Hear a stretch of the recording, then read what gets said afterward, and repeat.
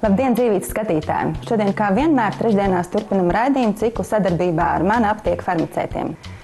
Šodien studijā esmu aicinājusi farmaceiti Gunitu Boli Melgaili, un mēs mēģināsim atbildēt uz jautājumiem, ko skatītāji mums ir iesūtījuši. Šodien ir daudz atsūtīto jautājumu, un droši vien uz visiem mēs nevarēsim atbildēt, bet mēģināsim.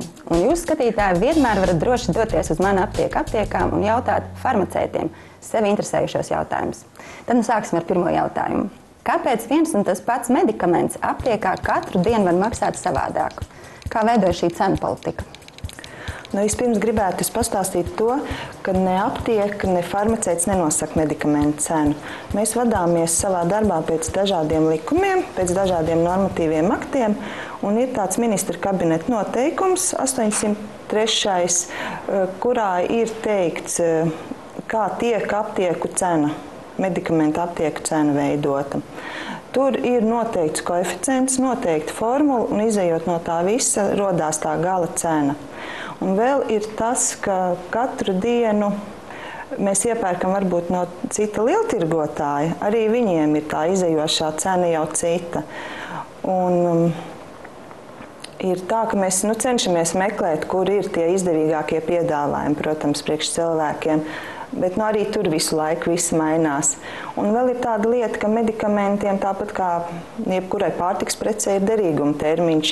Arī tā mums ļoti jāseko, līdz ar to mēs tādus lielus krājumus nevaram veidot, un medikamentu krājumi tiek katru dienu principā atjaunoti. Nākamais jautājums. Man naktīs ir slikts miegs. Vai jūs varētu ieteikt kādus padomus, lai naktsmiegs uzlabotos? Vai uzreiz nepieciešami ķīmiskie preparāti, vai tomēr priekšroku dodama uz dabas bāzi veidotajiem? Viennozīmīgi, ka jāsāk ir tikai ar dabas bāzes tādiem, neteiksim pat kā medikamentiem, varētu sākt ar zāļu tējām.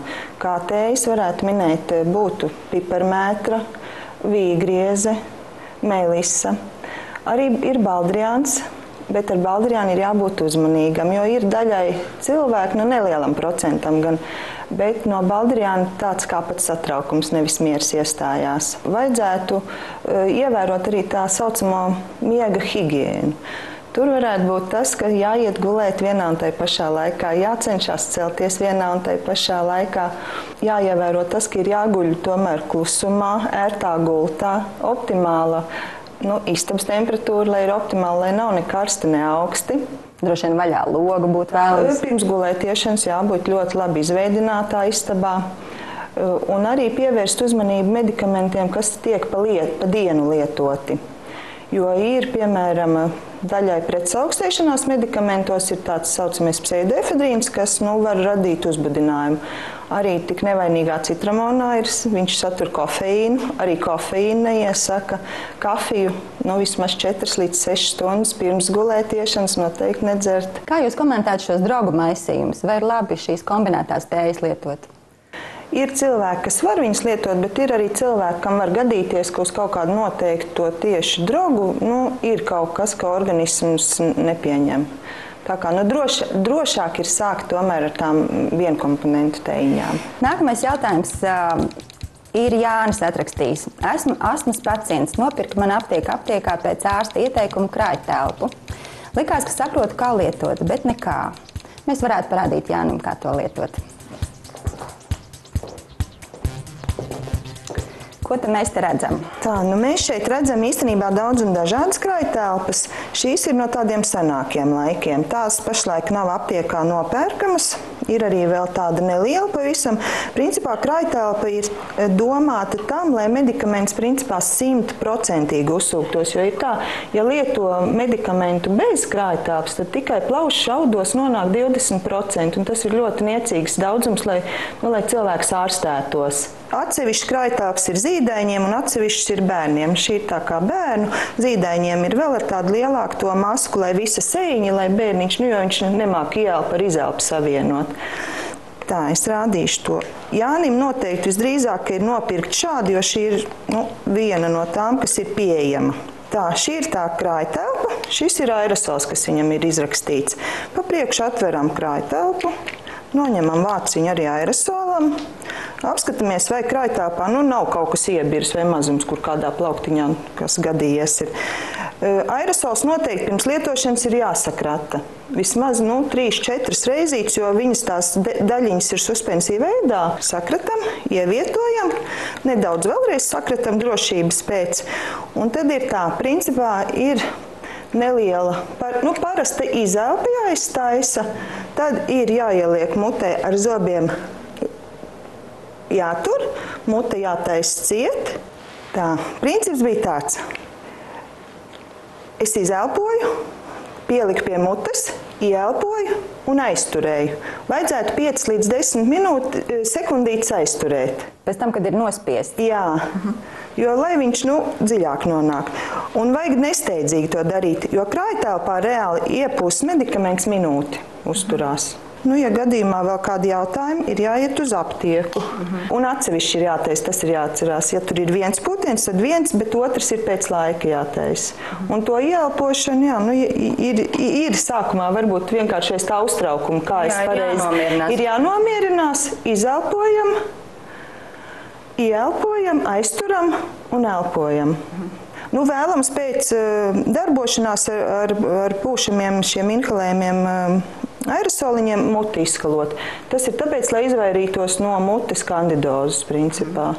Lai arī izvairītos no tās pašas mutes tās kandidozes, tad labāk ir aerosolu lietot pirms ēšanas, jo pēc tam jau mēs ēdam, dzeram un tā mēs arī izvairāmies. Kas ir kandidoze? Tā ir, var teikt, vienkāršā valodā mutes sēnīte. Ko mēs darām ar krājtelpu pēc lietošanas? Pēc lietošanas tā, reāli uzreiz var neko nedarīt, bet apmēram reizi nedēļā viņa tomēr ir jākopja. Viņu vajag vienkārši siltā ziepjūdenī, varētu teikt, izskalot, atvienojot, protams, visu šo daļu, arī šī nāk nost un izžāvēt. Slaucīt speciāli nevajag, jo savādāk tur mainās tie elektromagnetiskie lauki, tad tur tie salīp tās daļiņas pie paša tā aparātiņa klāt. Paldies, iesim tālāk pie nākamiem jautājumiem. Vai lietojot pretapaugļošanās hormonālās tabletes ir jābūt uzmanīgiem ar citu zāļu lietošanu?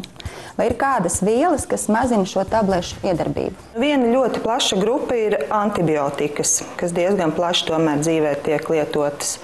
Ir jāievēro tas, ka lietojot antibiotikas kopā ar kontracepciju, mazinās kontraceptīvā līdzekļa iedarbība. Gan antibiotiku lietošanas laikā, gan arī nedēļu, tas ir 7 dienas pēc, ir jāpielieto vēl papildus aizsardzība. Un vēl viena grupa ir, ja gadījumā ir caureja. Caureja pati par sevi jau mazina kontracepciju.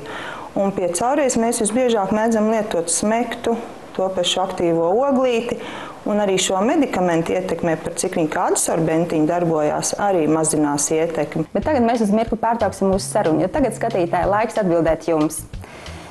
Nosauciet, kādas 3 tējas Gunita minēja miega uzlabošanai. Pareizo atbildi nosauciet zvanot uz ekrānā redzamo tālruni. Un pirmajiem 5 pareizās atbildes autoriem balvā vitamīna Vitamaks. Tagad turpināsim mūsu sarunu.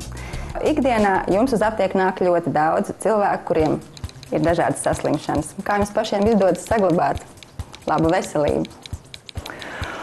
Viens jau, kam cenšamies to dienas režīmu, lai ir darbs, lai ir atpūta. Darba laikā veidinam telpas regulāri, pievēršam uzmanību, ko mēs ēdam. Pārtikā cenšamies iekļaut tās lietas, kas tā kā uz vīrusiņiem nomācoši, skābie kāposti, citroni, ķiploki noteikti. Mēs principā atceramies arī par C vitamīnu. Vai ēdam augļus vairāk pastiprināti, kivī, greifrūti, apelsīni. Vai arī tableti, tad paņemam C vitamīnu. Mēs arī, principā, esam tāda kustīga tauta. Cenšamies vai tur vasarās peldamies, ar riteni braucam, ziemā slēpojam, ejam uz baseinu. Tā, lai mūsu imūna sistēma nav no stresa necieša. Paldies, Gunita, par interesanto sarunu. Turpinājumā uzzināsim, ko var diagnosticēt ar magnētisko rezonansi un kompjūteru tomogrāfiju.